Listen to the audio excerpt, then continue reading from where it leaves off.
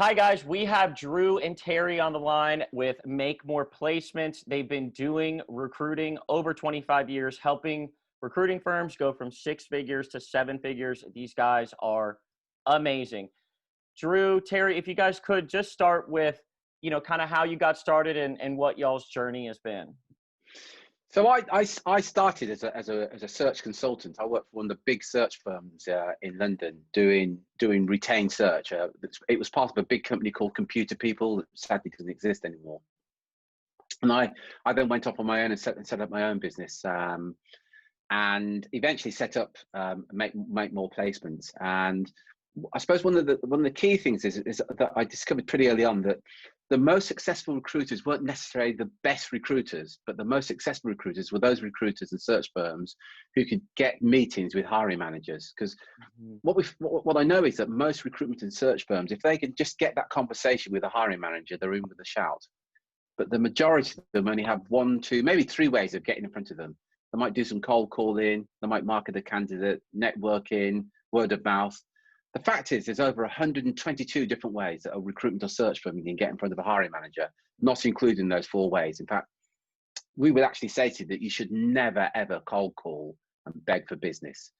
There are so many other things you should do rather than cold call and beg a complete stranger for business. Yeah, this is really going to land because this is something that's, come up as a theme on this show. Tell me more about that. What is y'all's philosophy around it? What are some of the other touch points that you guys, work to make sure people are doing? Because I agree. I mean, I'm not the biggest fan of cold calling. I don't like them. I'm never super pumped to get a cold call, so let's hear what you guys got. So true. I think recruiters fall into sort of 2 groups. There's those that are really pro cold calling. It's the only way to get business. You have to cold call, and there's those that more probably the newer recruiters entering the market who don't like it, don't really find it comfortable. I think from our point of view, cold calling 100% works. It 100% gets you the results. But I think especially if you're just starting out, but even as you grow, the one resource that you can't get back is time. Right? And cold calling, no matter how good you are at it, no matter how much you like it, it takes a lot of time.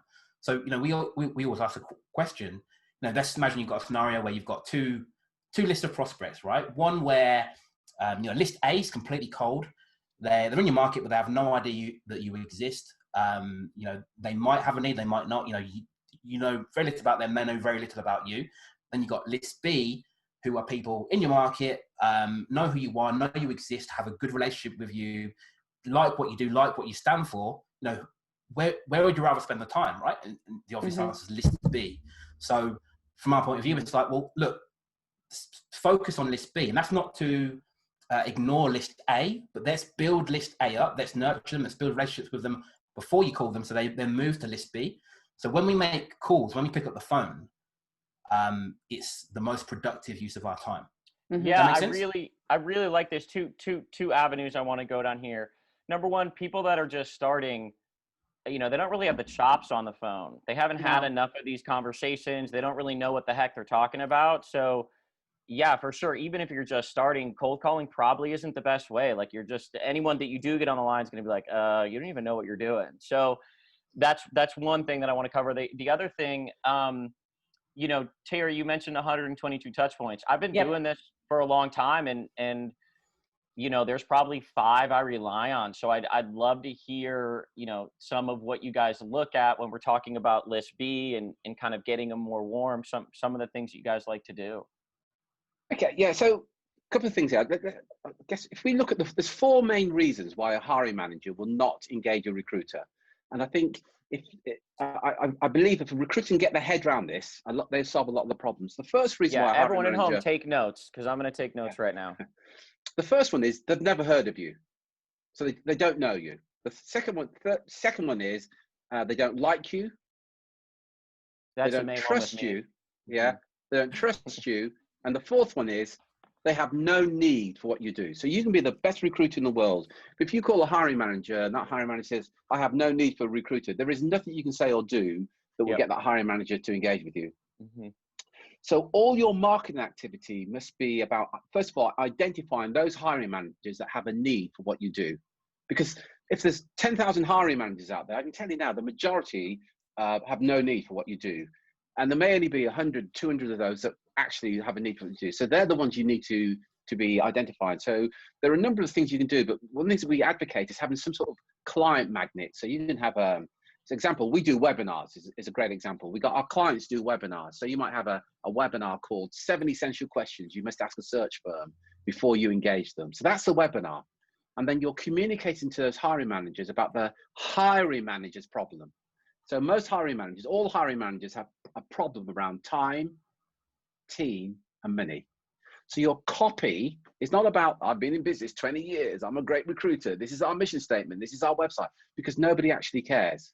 Your communication must be about the challenges that the hiring managers are having around time, team, and money. So profits, team, staff morale, not having the right team in place, money, that kind of thing. And time. Yeah. So your copy is about that. And you would then drive, let's say, example to a webinar where you talk about some of the challenges they have in building the team and all that goes on there. But it's a webinar. So you present at the webinars as the recruiter. Straight away, you position yourself as an authority on this particular subject. Now, in the webinar, you don't sell anything, but you simply position yourself as an authority. And at the end of the webinar, you might say, hey, if you want to book a 10-minute consultation, how to attract top performers or whatever. But now the difference is you've got the hiring manager coming to you who has a need for what you do, rather than you picking up the phone and begging a hiring manager who hasn't got a need for what you do anyway to try and do business with you. Does that make sense? It does, but I want to back up to step one, which is identify the hiring managers who need your help. So would you recommend blasting all of them and directing them towards the webinar, or how do you start to identify? I think, okay. Drew, do you want to take that, Drew? Just to cut in, I think before that step, there's something else that's more important that Terry sort of touched on there. And it's, if we look at the majority of recruitment firms, this could be a startup, it could be 6-figure, it could be 7-figure, 8-figure. If we look at what their blockage is in terms of client attraction, it's not their fees, it's not the way they market. The biggest thing is obscurity. Their ideal clients don't even know they exist. Mm-hmm. Right? When we speak to recruitment search firm owners, one of the questions we ask is like, how many conversations are you having with hiring managers per month? How many opportunities are you getting to pitch your services? And the numbers are frighteningly low, right? So the first step, before we sort of try and get people with a need, we need them to know that we exist. Mm-hmm. Does that make sense? Yeah. Then once we know that they know that we exist, we need to get them to raise their hand and express an interest in what we do.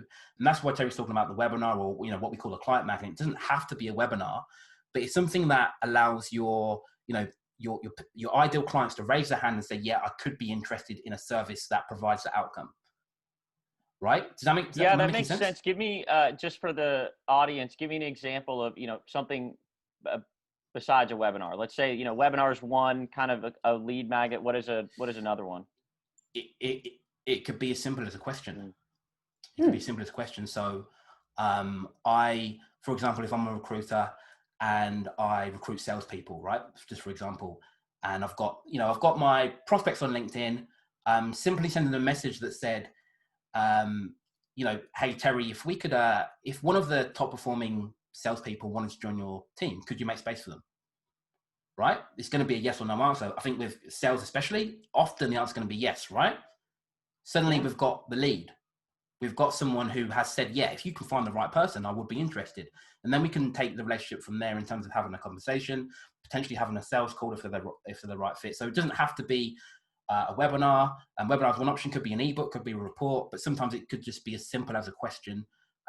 It's anything that gets them to express a need in what you do. And it could be just them telling you, it could be a behavior, whatever it is, that's what we're looking for. Interesting. Terry, you have something you want to add to that? No, Drew's hit the nail on the head. And I think the point that Drew touched on there, that one of the other things that recruiters do, most recruiters, they say to the hiring manager, I'm a recruiter, and they then talk through the process of recruitment.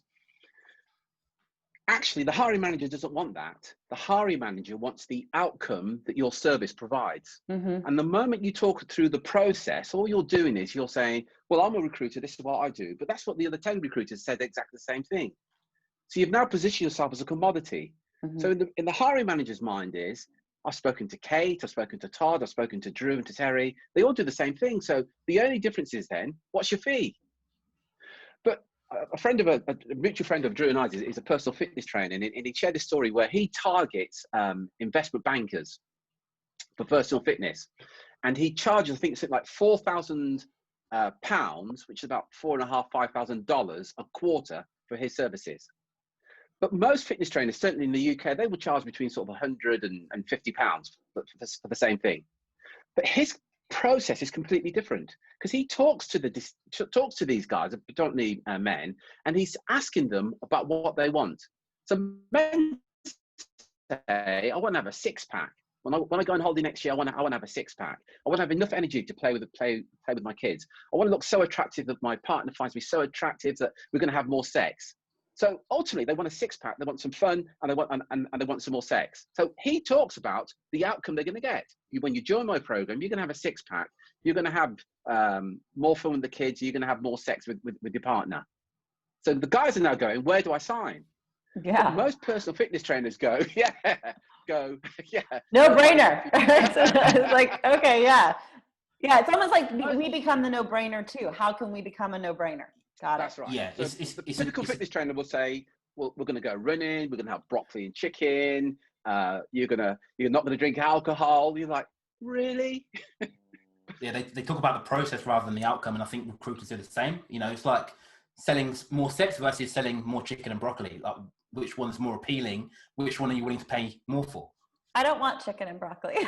Yeah. Yeah. Give me this is really smart. Give me an example. Give me like a real world example of this, you know, like, yeah, just give me, you know. So if you owned a recruitment business and I was a rec-to-rec guy, if I reached out to you and I said something like, if I could introduce you to the top 1% of consultants that could add 150,000 to your business, is that something that would have interest to you? Notice I haven't talked about the recruitment process. I said I'm going to introduce you to a guy that's going to add 150,000 to your business. That's what you actually want. You want the money. You don't want the consultant. You want the money. Mm-hmm. So whether it's IT, whether it's finance, it doesn't matter what it is. You talk about the outcome this individual is going to bring, rather than, I'm a great recruiter. Let me talk you through the recruitment process. We go through these CVs. We use these job boards. The hiring manager's thinking, I couldn't care less. Also, I don't have time for this conversation. Like, going back to their pain point, they're like, what are you going to do? Like, what you're really saying is like, what are you going to do for me? And I love this kind of like question of like a hook. Like, are you interested in this outcome? That's right. Yeah, 100%. Absolutely right. Yeah. Yeah, I think one thing I'm going to take away from this is sex versus chicken and broccoli. I'm sorry, like that just makes sense. You know what I mean? It's like, focus on the outcome. You know, you can get into the nitty gritty if they ask for that and they get into the point that they want it broken apart and they want to talk about it. But, you know, just focusing on the outcome is really smart. I want to go back to something you guys talked about earlier, 122 touch points. So give me something. Yeah. Tell me, because right now, you know, just myself, you know, I obviously I still do recruiting, right? So, you know, I do handwritten letters, I do videos, I do email, I do LinkedIn, I pick up the phone, and, So, you know, I just kind of blend them. So yeah, I'm curious. Yeah, but just on that, I mean, if we just focus on LinkedIn, for example, you know, there's more than one way to get in front of a prospect on LinkedIn. Mm-hmm. I know, I'm loving the So, new features, like the voice, the video. Like, it's a really cool change to see that, because I've left voice notes and now I'm like, oh, now we get to leave video, which is going to require that I start putting on makeup more regularly. Yeah, sorry, Kate. You know, exactly that. And that's the point. So some people will respond well to a LinkedIn message. Some people will respond well to your content on the newsfeed. Some people respond well to a story, voice note, video, right? There's all these different things and medias we can use within one platform. People get, and I think, you know, it's partly because these platforms are changing so quickly. We almost don't know what all the features are. But people will do one thing on LinkedIn, that one feature. So they'll use the messaging, for example, on LinkedIn, emails. Yeah. And, you know, some people will respond really well to emails. That's great. But you're missing the people that would have responded better to a video, or would have responded better to a voice note, or whatever it happens to be. So, you know, within every single platform, there's different ways of using that media. There's different ways to send emails. There's different types of emails you can send that get a different response to the different person, right? There's, you know, you think about TV, like, you know, Coca-Cola, for example, you know, big brand who advertise on radio, TV, they've got billboards, they've got, you know, all these different campaigns where they advertise. We might ignore the TV ad, we might ignore the radio commercial, we might ignore all these different things, but then we could be in a store and we see a poster and we think, you know what, I feel like some Coca-Cola, right? So that's the thing that hooks us. Same with hiring managers. Some will ignore direct mail, some will ignore a particular type of direct mail, some will ignore the email. You know, we need to mix it up. We need to make sure that we're testing different methods and not, you know, I think as we often, what happens is when you start a firm, you know, usually you're an ex-recruiter, right? Yep. So you take what you use at your old firm and you use it in your business. And the problem is people don't add to that. And they stick with that sometimes for years, right? We speak to recruiters who, you know, 20, 30 years experience doing the same things they were doing 20, 30 years ago, right? Haven't adapted, haven't shifted. Sometimes it's not a problem, but often a particular method starts to decline the more people use it. We saw it with cold calling. We see it with LinkedIn. It starts to decline. So if we want to stand out, you know, how to stand out? Well, you be different. Yeah, I couldn't agree more. I mean, my philosophy is whatever I'm doing now won't work 2 years from now. Like, yeah, the basics are still the basics, right? You know, like, you know, great customer service, doing a really good job at finding the right person screen, like, of course. But like for outreach, I always am looking and saying, you know, what's working now won't work 2 years from now. I'm curious, Drew. Right now I'm nerdily into video. I have started sending personal videos to hiring managers that I'm connected with. I'm loving it. It's one of my favorite ways. It's quick, it's easy with my iPhone.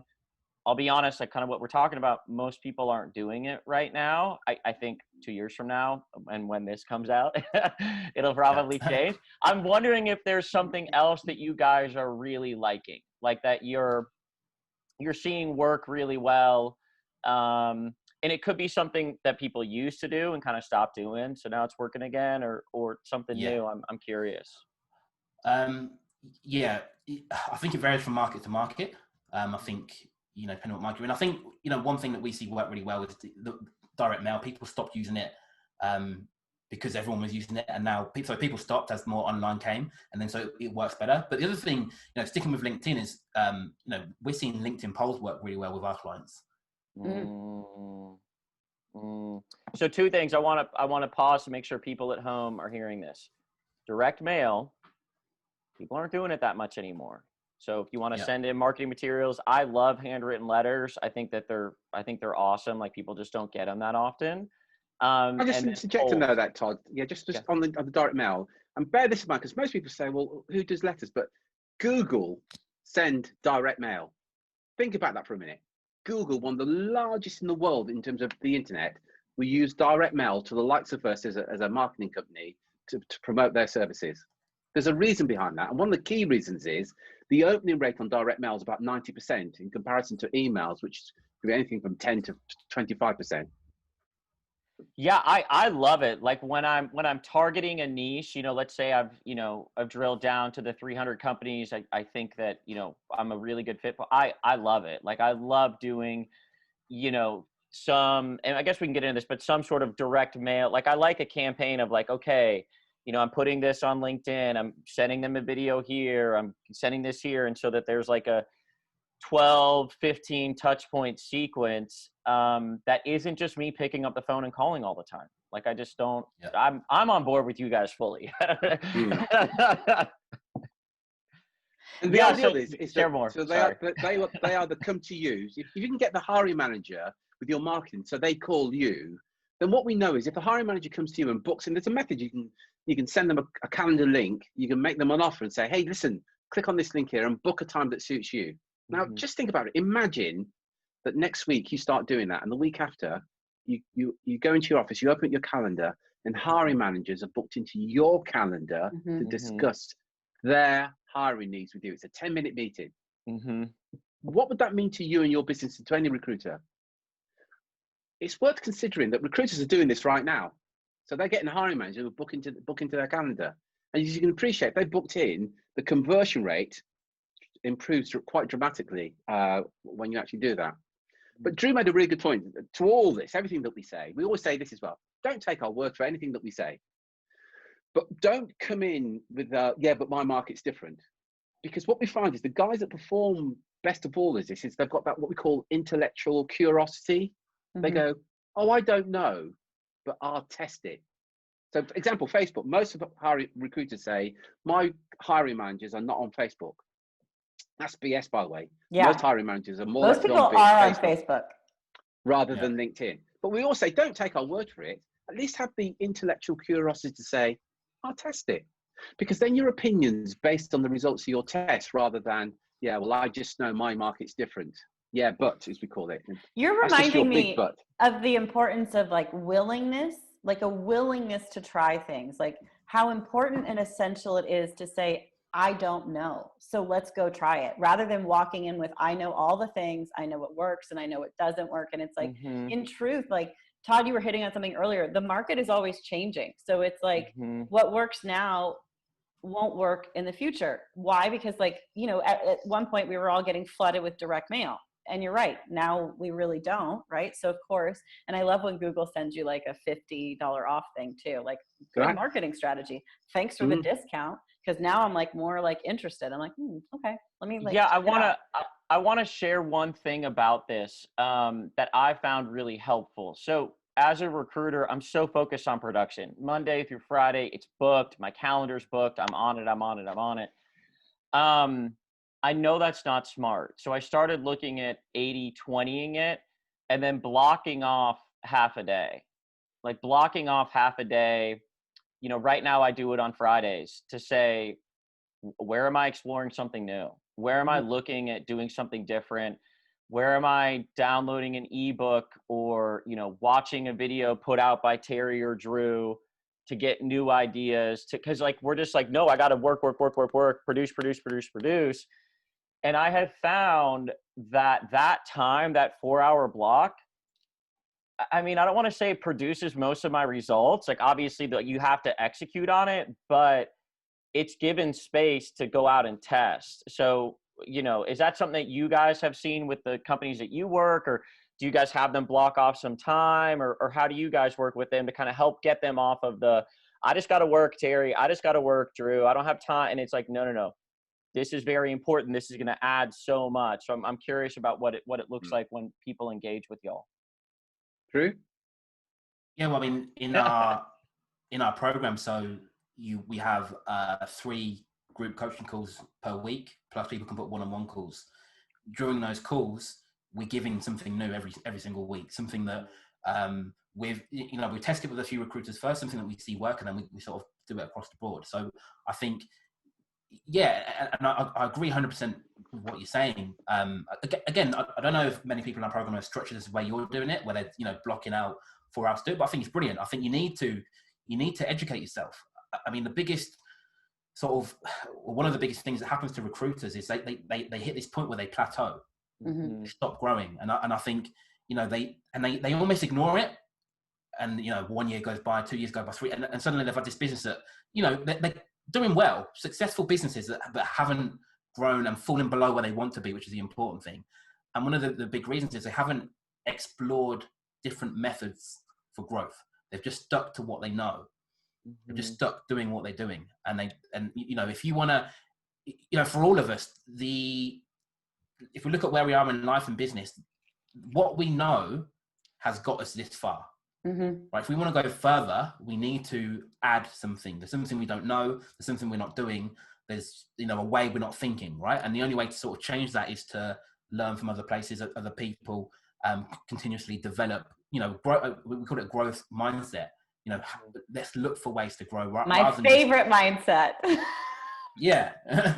Right. You know, you want to work on the business rather than just in the business. Yeah. Look for ways to grow. I'm really curious. So I know you guys focus on taking six-figure businesses and firms and getting them to 7 figures, and you guys have been doing it for a long time. what's that first conversation look like, you know, for people that are watching, you know, what is that kind of, you know, how does that first conversation go? Do you make them feel bad about what they're doing? Like, how does this go? I think what Drew and Kate said there about the growth mindsets, one of the things we're looking for is that, you know, growth mindset, that curiosity, where they say, listen, I'll jump on a call with you guys because I'm curious as to what I can do. But if they've got that, sometimes we jump on calls and then guys say to me, I've been in business 30 years. And here's an example. If you're a contingency recruiter, most of the time you're working, you don't get paid because the average contingent recruiter will fill between 30, but maybe 10 to 40% of the roles they work on. Let's say they fill 50% of the roles they work on. It does mean that 50% of the time they're working, they're not getting paid. Mm-hmm. Now you want to look at that and say, well, actually, there's only 86,400 seconds in a day. The one thing that we can't replace is time.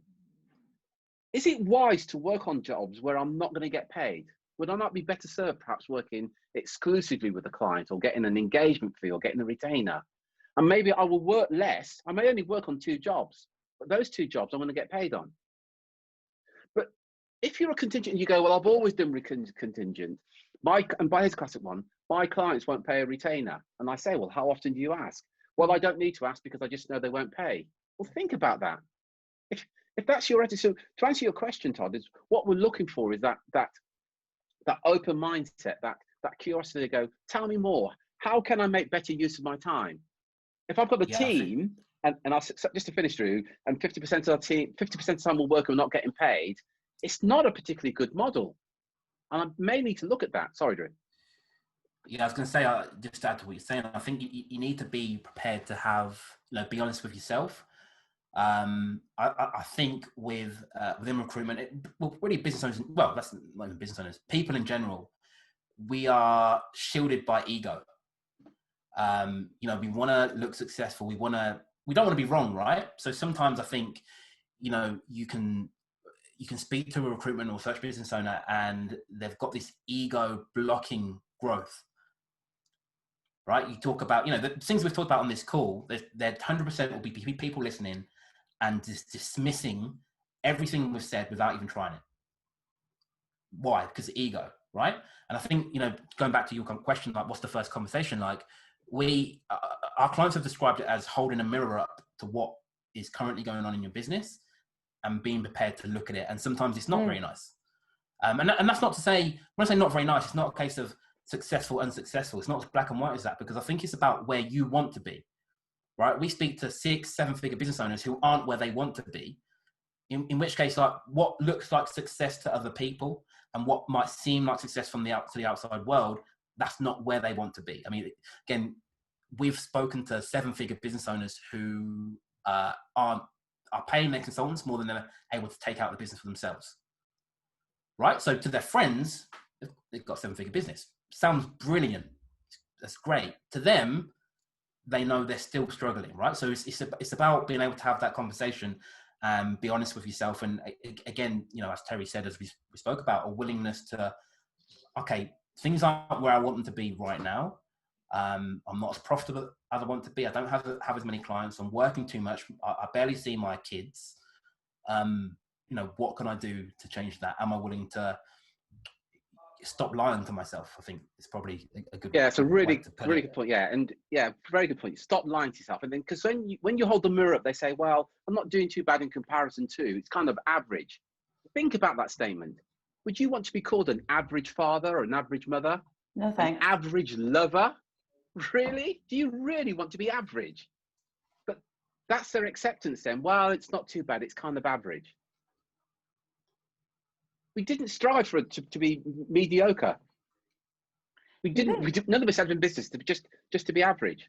But at some level, what we do is we lower our standards because it hasn't gone quite the way we wanted to go. So we go, well, and we all do it, by the way, in different areas of life. We then lower our standards.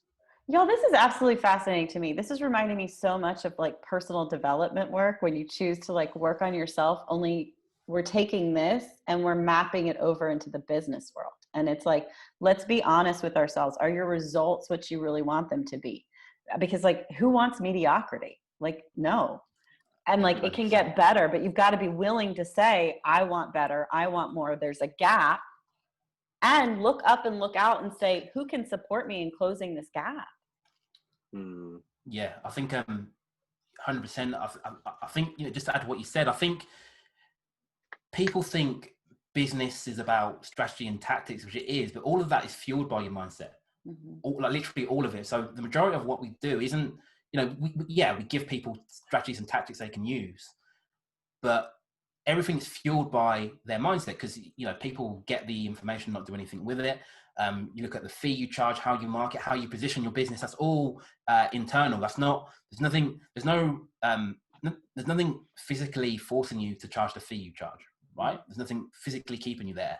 But at the same time, we speak to some very, very good recruiters, experienced good recruiters, get good results for their clients, and then you ask a question like, in your market at the moment, are you aware that there's probably there's recruiters with less experience, less skill, less knowledge, charging higher fees than you are and getting better clients?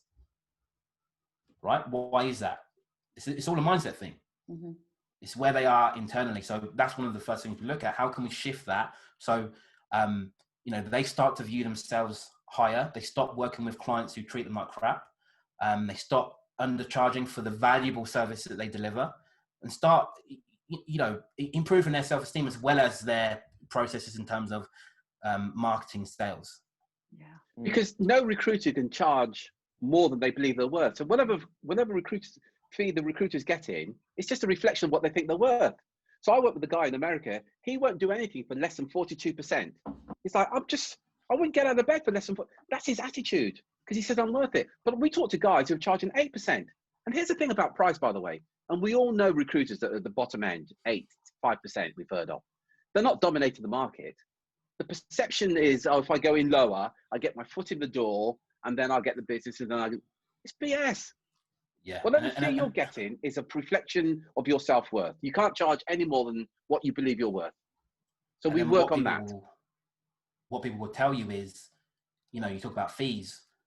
We don't often talk about it like outside of our program, but it's one of the key areas, like where you can get the best results, right? You can if you can get paid more for what you're already doing, literally overnight, because all it takes is a decision, you'll be better off, right? But it's the one area we get the most pushback and objections and discomfort, because it really comes down to mindset. And people will say, you can't charge that in my market. You can't, my clients won't pay that. Often it's false, right? But no one's forcing you to work in that market. If the only difference between person A getting 42% and you getting 9% is the market you work in, just to be clear, I don't think it is the difference. But if you believe that, we'll just go and work in that market. Get paid more for what you're doing. Like, you're a skilled recruiter. Sorry, Terry, you go. I was just saying, and what recruiters then say, I say, well, where's your fee? They say, we're kind of middle of the road. Think about that statement. If middle of the road, let's say, is 18%, you're not the cheapest, but you're not you just make yourself you've entered an even more crowded market. But if the middle of the road is 18%, why don't you then say, actually, I'm 26%? The client says, well, everybody else is 18%. You go, yeah, but they're not as good as me. That's why. And you position yourself as an authority. Yeah, and by the way, like, just to be very, very clear, these are sort of internal battles we've had with ourselves over the years as well. It's not a case of, we're sitting on this pedestal saying, look, you're doing badly, blah, blah. You need to look at your mindset. Like, we're having these conversations within our business as well. Like, all of us are sort of being restricted by the way we think, which is then impacting the way we behave, which is impacting our results. But I think the more you can work on that, the more you can improve that. That's where you get the biggest growth in terms of what you're doing. Yeah, I absolutely love this. I really love this angle and how important it is. It's something I really resonate with. And I know you guys have a free gift for our audience. Would y'all tell us what that is? Yeah, so we've got a free video training to give away. It basically, walks through our process to help you. If you're a recruitment or search firm owner, it'll help you get more conversations with interested hiring managers in your market, help you convert more of those conversations into new clients for the right fee and on the right terms, and help you talk about a process in terms of building systems so you can do both of those two things without taking time and energy away from you as the business owner. So if you go to makemoreplacements.com/successful recruiter, that's makemoreplacements.com/successful recruiter, you can get that for free there. Awesome. We're going to make it even easier, guys. Just scroll below, click the button, and it'll take you straight there. And then what do you want to leave our audience with? Like, what's the number one thing you really want our audience to know? One from each of us? Personally, one? Yeah, I'd love it from each of you. Yeah. All right, Terry, you go first. Drew made a point earlier about there's recruiters out there that with less experience and not as good as recruiters who's doing as well. And one of our mantras is about modeling success. So if you want to get what they're doing, get the results again, we're big advocates. Look at what successful people are doing and model them.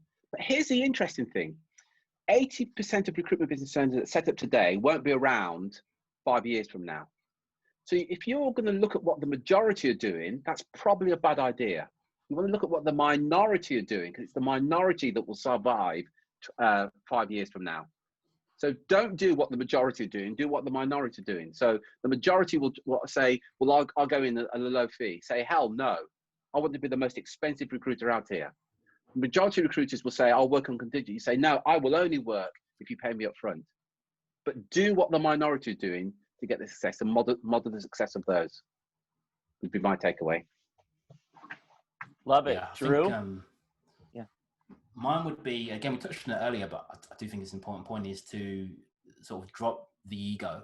I think, be prepared to have a nice conversation with yourself about where you are, and where you want to go and why you want to get there as well. I think, again, just an example, we speak to people who they want to have a business that does a certain revenue. And it's always the big business, big team, and that's great, and that's fine if you really want that. But sometimes we can dig down into why do you want that? And it's not really about them; it's about how it looks from the outside. And so what happens is they have this big business, they've got everything they want, but their lifestyle, they've got no freedom, lack of profits within the business. I mean, we speak to recruiters doing 300,000 a year who have more profit than businesses doing 7 figures, because they've structured their business right. They don't care about, how big my team is or what it looks like from the outside. They just care about their profits and what they can do with their family. And again, if you do want a big team for the way it looks, I think that's fine as well. But I think sometimes people enter the market blindly, and probably because they've come from a big firm and they think I want that, but they haven't got the full story about what it looks like behind the scenes. And I think sometimes really what you want is a highly profitable business rather than a big business with big revenue. And they're two different things often anyway.